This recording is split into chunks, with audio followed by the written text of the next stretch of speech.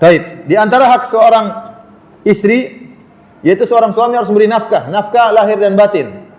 Nafkah lahir ada 3, yaitu sandang, pangan, papan, harus terpenuhi. Sandang, pangan, papan. Istri harus dikasih makan. Jangan nggak dikasih makan. Jadi kalau makan banyak-banyak ditegur, jangan banyak-banyak. Tapi kalau kasih makan ya. Itu kewajiban suami. Suami harus cari nafkah, kasih makan istri. Makan dengan yang wajar. Kalau kemudian juga belikan sandang, belikan baju. Kalau ada uang beli baju. Kasihan istri itu wanita suka keindahan. Saya ingatkan kepada para hadirin, para suami, demikian juga yang mau jadi suami ya. Kemarin ada teman di Sydney tanya, "Ustaz, saya mau nikah Ustaz, ada nasihat buat saya enggak?" Jamaah ya. Saya bilang, kamu kalau nikah nanti kamu akan menemukan banyak perkara yang tidak sesuai antara kamu dengan dia. Apalagi banyak di antara teman-teman yang nikah tanpa pacaran dulu. Kalau pacaran mungkin kan bisa tahu mana kekurangan, tapi itu kan hukumnya haram, tidak boleh ya. Sehingga tatkala menikah sebelumnya tidak pacaran sebelumnya, sehingga kaget bertemu dengan makhluk baru. Makhluk halus. Tapi terkadang ada hal-hal yang tidak sesuai ya. Terkadang istri kita menginginkan sesuatu yang tidak masuk akal menurut nalar kita, tapi itulah kesenangan dia. Contoh, istri kita enggak pingin melihat, ini saya bukan bicara istri saya, enggak ya, jangan sampai salah paham. Misalnya istri kita, saya berdasarkan pengalaman dari banyak masalah. Jadi, misalnya istri saya pingin kamar kita warna merah, kita paling benci warna merah. Ya sudah, ente nurut aja. Ya. Karena yang ngatur-ngatur kamar bukan kita tinggal tidur aja. Padahal kita paling benci warna merah. Ada apa? Kita bilang saya pingin warna biru, saya yang maunya warna merah. Sudah, ente ngalah aja. Ya. Ente jangan bilang, emang warna biru kenapa? Enggak usah diperdebatkan masalah itu. Enggak usah diperdebatkan ya, misalnya. Ya, artinya ada hal-hal yang istri kita, misalnya istri bilang, saya enggak suka kalau kamu pakai baju kotak-kotak misalnya. Bukan musim pemilu ya, enggak. Saya enggak suka lihat kamu pakai baju kotak-kotak. Ya sudah, ente nurut saja. Ya. Ente nurut saja, enggak usah ente protes. Emang kotak-kotak kenapa? Enggak usah.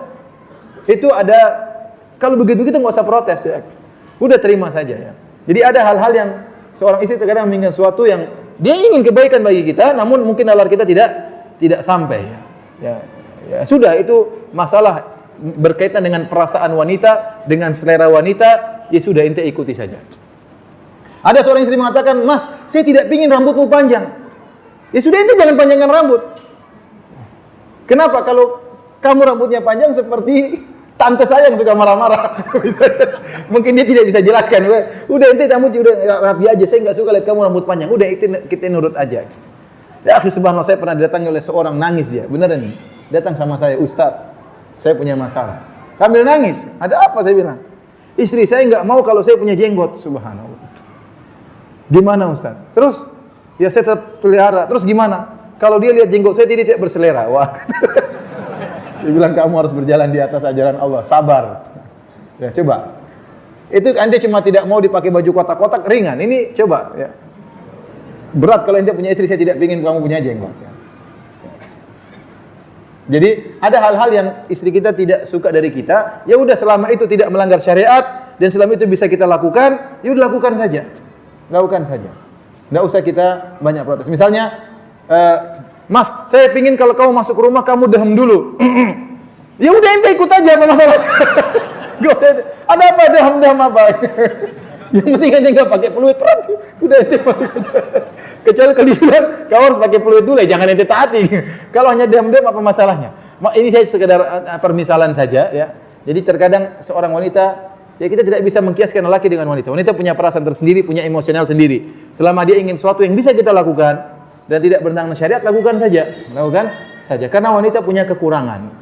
Rasulullah SAW berwasiat, "Istausu bin nisa'i khairan." Hendaknya kalian saling berwasiat untuk berbuat baik kepada istri. Jadi ingat, jangan lupa beri makan sama dia. Ya, jangan sampai makannya terlambat. Nanti bisa kena mah istri ente ya. Kemudian yang kedua, pakaian dibelikan, pakaian yang indah. Kalau dia bilang, "Mas, saya pengen beli baju tidur," belikan baju tidur. "Saya pingin Mas yang bolong-bolongannya segini," belikan aja, nggak ada masalah. Yang inti yang nikmati juga, dia pingin baju seperti itu, terserah dia. Ya, dia mungkin punya baju tidur 2, punya baju tidur 3, baju keluar 3, ya nggak apa-apa. Baju keluar 4, ya saya malu ketemu teman misalnya, ya kecuali kalau dia minta dompet 10, ya jangan ditaati. Ya. Pingin sepatu ada 10, ngapain sepatu 10? 2, 3 cukup. Ngapain apa? 10. Mubazir, enggak perlu ya. Berlebihan ya. Jadi berikan sandang pangan, kemudian papan, rumah juga disediakan. Rumah disediakan. Kalau bisa bangunkan rumah terbaik. Kalau enggak sewa, cari rumah yang wajar. Cari rumah yang wajar yang bisa dia tempati. Allah berfirman, "Liyunfik dzu sa'atin min sa'atihi. Wa man qudira 'alaihi rizquhu falyunfik mimma atahullah." Kata Allah, hendaknya yang memiliki kelapangan rezeki memberi rezeki sesuai dengan kemampuannya. Kalau Anda kaya jangan pelit sama istri. Anda punya kemampuan belikan emas, belikan emas.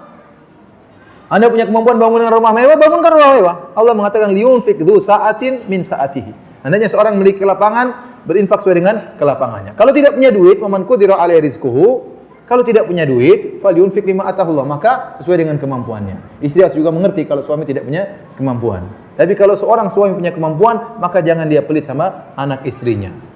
Ya. Karena di antara penderitaan kalau seorang memiliki seorang suami yang pelit, kasihan istrinya, kasihan anak-anaknya. Antum bapak-bapak jangan pelit sama suami dan istri. Ada orang subhanallah tidak pelit sama tetangganya, tidak pelit sama teman-temannya, tapi sama anak istrinya perhitungan. Ini salah. Ya.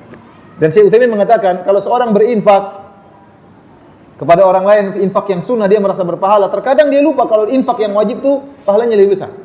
Pahalanya lebih besar. Anda mengeluarkan uang untuk sekolah anak itu infak wajib, pahalanya lebih besar. Anda mengeluarkan uang untuk berobat istri itu infak wajib ya, pahalanya besar ya. Jangan Anda merasa bersedekah sama orang miskin saja dapat pahala, sama anak istri juga pahalanya besar, bahkan dia wajib, dan ibadah wajib lebih disukai oleh Allah daripada ibadah yang sunnah.